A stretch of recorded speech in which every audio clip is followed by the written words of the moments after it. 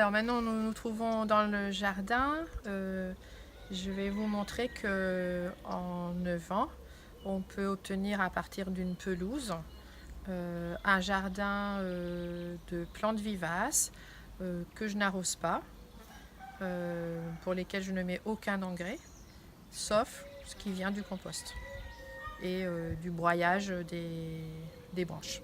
Il y a plus de 200 espèces différentes dans ce jardin. Ça s'est fait au fur et à mesure. J'ai pas calculé, j'ai pas fait de plan. Les plates-bandes se sont faites au fur et à mesure des trouvailles faites dans les fêtes des plantes, si possible chez les pépiniéristes qui fabriquent eux-mêmes leurs végétaux. Pour éviter le sarclage, l'utilisation de produits pour tuer les mauvaises herbes qu'on appelle les adventices, il suffit d'utiliser des couvre-sols. Donc il faut être patient. Au début, on voudrait recouvrir toute la terre. Donc là, vous avez une plate-bande de couvre-sol, de géranium, de forme. Ça fait que là, je ne fais aucun sarclage. Ça s'entretient tout seul. Ça garde l'humidité aussi, donc pas besoin d'arrosage. Là, il y a une plate-bande qui est plus récente, qui a 4 ans. Donc on voit encore la terre, mais petit à petit, elle va se recouvrir. Aussi, il faut multiplier les espèces, les arbustes, les couleurs, parce que c'est ce qui va faire venir les oiseaux, ce qui va faire venir les insectes. Et donc c'est tout un microcosme qui s'entretient. Si jamais j'ai des parasites dans un arbre, il y aura toujours un insecte pour venir manger ce parasite. Donc ici, il y a un carré potager dans lequel tout l'hiver je mets la paille qui vient du poulailler. Quand je nettoie le jardin, je mets à se dégrader les végétaux. Donc c'est tout un mélange. J'y mets les plantes, on va dire, pour la cuisine. Mais j'y plante aussi, vous voyez ici, des salades. Cet hiver, il y avait de la mâche. Là, il y a des choux qui démarrent. L'avantage de la paille, c'est que les limaces n'arrivent pas à se déplacer dessus. Donc elles ne viennent pas manger les salades.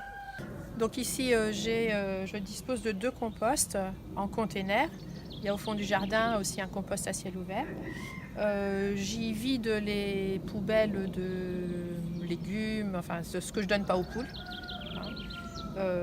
J'alterne aussi un peu avec du sec, c'est-à-dire des feuilles mortes, etc. Il faut faire une alternance. Avec cette tige, je tourne à l'intérieur du compost. Voilà, on voit qu'il y a des insectes, c'est nécessaire. Il y a aussi plein d'insectes qui grouillent à l'intérieur, c'est nécessaire.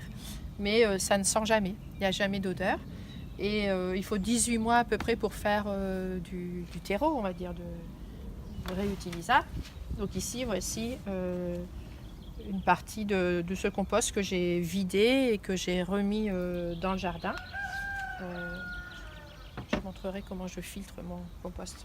En réserve d'eau, il y en a encore une ici. Il y en a encore une au fond du jardin. Il y a des bassines.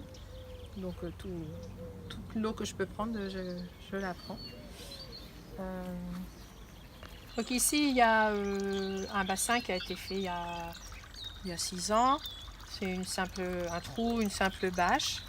Il y a juste une circulation d'eau, mais il y a une dizaine de poissons qui ne sont absolument jamais nourris par mois, mais qui se nourrissent, on va dire, de l'air du temps, des végétaux qui se dégradent, des mousses au fond du bassin. Et je sais que l'écosystème est de qualité puisque chaque année, la première semaine de mars, les crapauds ou les grenouilles du quartier viennent en masse et font leur ponte. Donc j'ai environ 6 pontes comme ça qui contiennent à peu près 1000 œufs chacune. Et donc j'obtiens des têtards qui vont en partie nourrir les poissons, en partie devenir des grenouilles aussi à leur tour. Soit rester dans le bassin, soit repartir dans la nature. Presque tout ce que vous voyez là, je ne l'ai pas semé. Sauf les tulipes. Tout ça, c'est venu tout seul d'une autre partie du jardin. Et là, par contre, j'ai planté ça. Donc, ce sont des cardes ou comment dire, côte de bête. Et je les ai plantés en juin l'année dernière. C'est un légume qui ne s'arrête jamais de donner, même tout l'hiver, même quand il gèle. Donc pendant tout l'hiver, j'ai pu faire des soupes et des gratins de cardes. Et tout ça pour quelques centimes. Ici, les fraisiers qui redémarrent. Donc je mélange les fraisiers, les fleurs. Ça s'appelle de la permaculture. Et ça se protège les uns les autres. Alors en arbres fruitiers, j'ai diversifié. Donc ça permet aussi de faire venir les abeilles et de faire la pollinisation.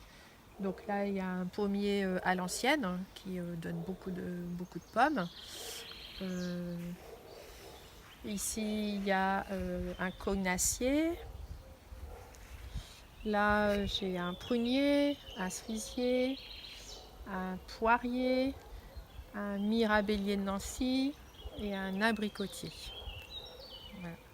Alors ici, ce sont les framboisiers que je coupe à 20 cm en novembre et qui vont pousser jusqu'à 2 mètres et donner des fruits jusque quasiment fin novembre. Pour la rhubarbe, la meilleure recette que j'ai trouvée, c'est de scarifier la pelouse à l'automne et toutes les mousses de la pelouse, je les mets sur la rhubarbe une fois qu'elle ne donne plus. Et voilà ce que ça donne et on est seulement au mois d'avril. Donc je vais avoir de la rhubarbe jusqu'au mois d'octobre. Quand je taille les grands arbres comme ce cornouiller, là on voit que ça vient d'être taillé. Ensuite j'utilise les branches que j'enroule autour de branches verticales et je forme des claustras. Ça me permet de cacher des choses et puis ça fait du rythme dans le jardin. Voici mon poulailler. Donc une petite cabane pour que les poules soient à l'abri et fassent leurs œufs. Et puis un espace suffisant, on dit qu'il faut à peu près 10 mètres carrés par poule. Donc là, elles sont à leur aise dans le petit bois. Et du mois d'octobre au mois de mars, elles sont en liberté dans le jardin. Et donc, elles s'occupent de me gratter les plates-bandes parce qu'elles veulent attirer les vers. Et les vers, du coup, s'activent sous la terre et me font l'aération de la terre, la rendre souple. Donc c'est on va dire une cohabitation entre les poules, mon jardin, les vers. Et quand les petites fleurs commencent à sortir au mois de mars, je les remets dans leur enclos. Dans ce jardin, à part les plantes que j'achète dans des pépinières, il n'y a rien qui sort. Donc je recycle tout, comme je vous l'ai expliqué. Le deuxième bénéfice à faire son jardin, il est alimentaire. Avec des orties, je fais une soupe d'orties. Avec la mélisse qui pousse de façon sauvage, je vais faire mes tisanes. Et tout ça, c'est bon pour la santé. C'est bon aussi pour la biodiversité parce que les plantes, elles s'aident mutuellement et elles sont un refuge pour les insectes, un refuge pour les oiseaux. Faire du jardinage, c'est aussi apprendre la patience. C'est aussi s'émerveiller tous les jours. Le jardin change d'aspect tous les jours. C'est s'émerveiller à chaque nouveau printemps. C'est se rappeler que, ah oui, il y avait ça dans le jardin, mais on ne s'en rappelait pas. Donc c'est quelque chose qui ne déçoit jamais et qui permet de positiver et d'aller vers l'avant.